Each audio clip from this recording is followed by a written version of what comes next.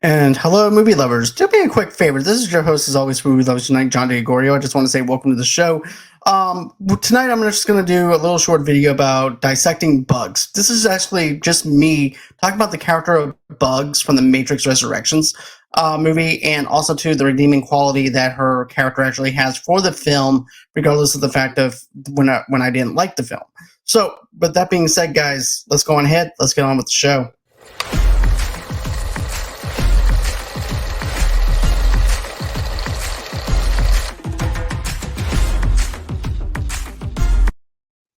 And hello, movie lovers, and welcome to the show. Like I said, we're going to be doing a Dissecting Bugs episode. Now, despite the fact that I didn't really care for the last Matrix movie, it does have a little bit. Here's the thing: I actually like aspects of that film, regardless of the fact that I didn't like it as a whole. But there are certain aspects that actually stood out, and that one of those aspects happens to be the character of Bugs. Bugs, to me, represents us as fans who are fans of this franchise, of the Matrix, of Keanu Reeves, and we were just totally let down with this film. But what the character represents is basically whenever at the very beginning of the film is when they're looking at Neo, when they're looking at the YouTube video and stuff like that of what he did in the Matrix movies and things like that. To me, that characterizes it as us, to be honest with you, as us looking in and watching Neo do his thing and also fanboying over the fact of what Neo is doing, which is also the same thing that Bugs and her friends are actually doing. Now, to me, that is one aspect of the film that I really liked. And, I gave this film a chance back in December. And, I never really questioned The Matrix after that or anything like that. I was pretty much one and done. That was up until one of my coworkers challenged me to doing this. So basically, he stopped me in the hallway. He asked me, he said, if you think about the character of Bugs, she actually represents one of the Wachowski sisters and basically what they did to her. So that was one thing that I really didn't take in consideration. I just looked at it in one directional type of thing when I'm reviewing a film. I'm reviewing a film based on performances. I'm also judging a film based off of pacing, not only but also pacing, but the characterization of the characters and things like that. So I didn't take in consideration on some other stuff on the deeper levels like I did with the other Matrix films.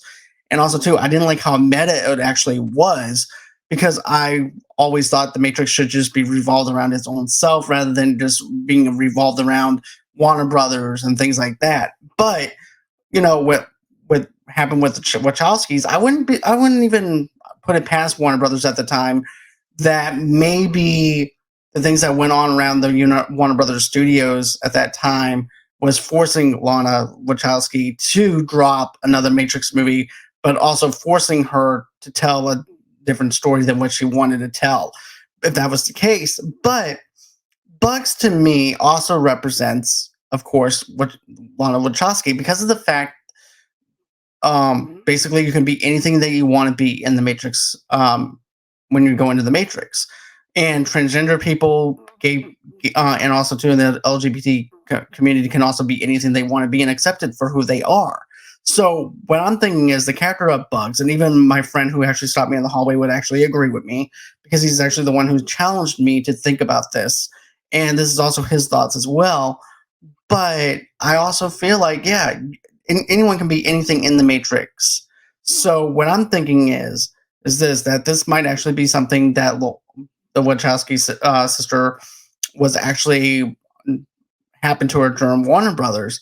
And so there's actually a scene that one of my coworker winded up telling me. He said, look, there's actually a scene with Bugs and Neo, and whenever he's in his pod, and this is basically what winds up happening. I'm not going for verbatim here. I'm just going to go for what it is. So basically what winds up happening is this. So Bugs is talking to Neo, and she's taking it into the context of the story and what happened to him in the trilogy, and how they took that and buried it in something as cheap as as a video game. And that's exactly what happened. It's just that it just becomes cheap. It becomes something that is not original anymore. They just keep on redoing the same formula over and over again, which is what we've been seeing in just about every single movie studio, if you think about it. But with the Wachowskis, you have a franchise that was deeply loved by people in the late 90s and onto the early 2000s, despite the fact that some people may not have liked the third film, and I was one of those people at the time. But after rewatching these all three of the films, there is something deeper to love. And in the first one, you're dealing with religion, you're dealing with other things within the Matrix itself, and then in the second film, you're dealing with basically Neo waking people up and dealing with that. And then in the third film, you're dealing with machines. You're dealing with how people have been so far into this thing where people are just counting on their devices to do the things for them rather than them doing themselves. But, I just thought that was actually an interesting thing that one of my friends brought up.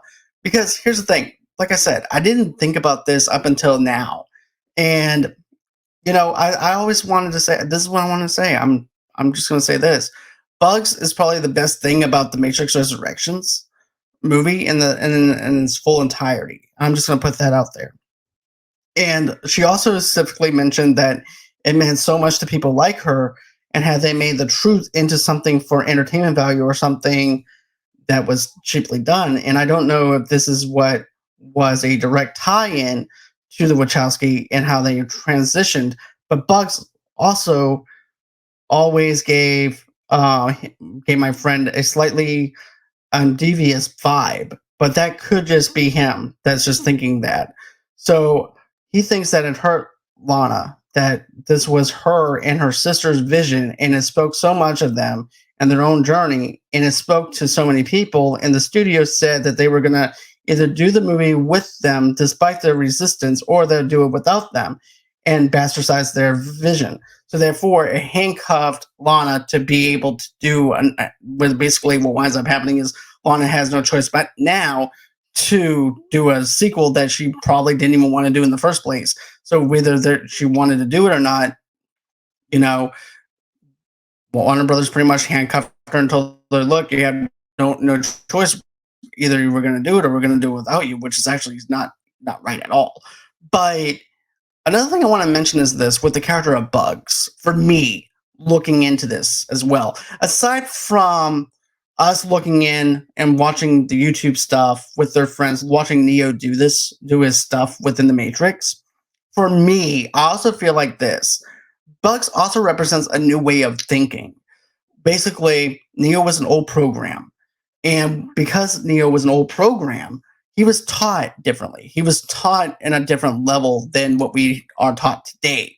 And because of that, that new program is no longer needed. And now Bugs represents that new technology, that new thing.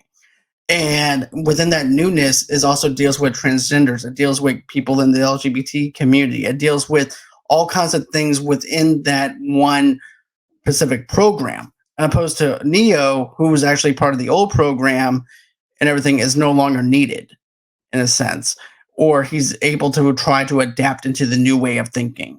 So that's just my thoughts on that subject and everything. That's just the way that I thought of it and doing this little deep dive. Because here's the thing, I love deep diving. If you guys follow me, you guys know that I love deep dives, especially when it comes to Egyptian mythology, sci-fi, and things like that.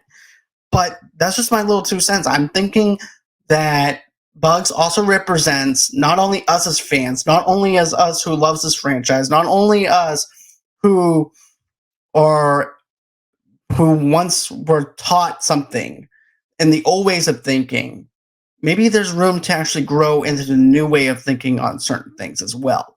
Just because we were taught differently in the old school of ways of doing things doesn't necessarily mean they were right. It just means that that generation taught us something that we thought and considered was right. Maybe it might have been wrong for somebody. So that's also another way of thinking.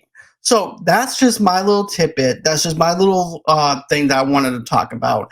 And that's also, to be honest with you, I think that's my little aspect of the film that I really enjoy was, of course, Bugs. Bugs to me stands out and represents the LGBT community. Not only represents her, but also too represents Lana. Also represents the things and the events that happened during the stuff with Warner Brothers as well. So I'm thinking that's what happened. I'm thinking on that kind of deep scale. So, anyways, tell me what you guys think. Do you guys like this deep kind of vibe that I'm going with? Tell me what you guys think in the comments below. Don't forget to smash that like button, smash that, and also too, don't forget to comment below.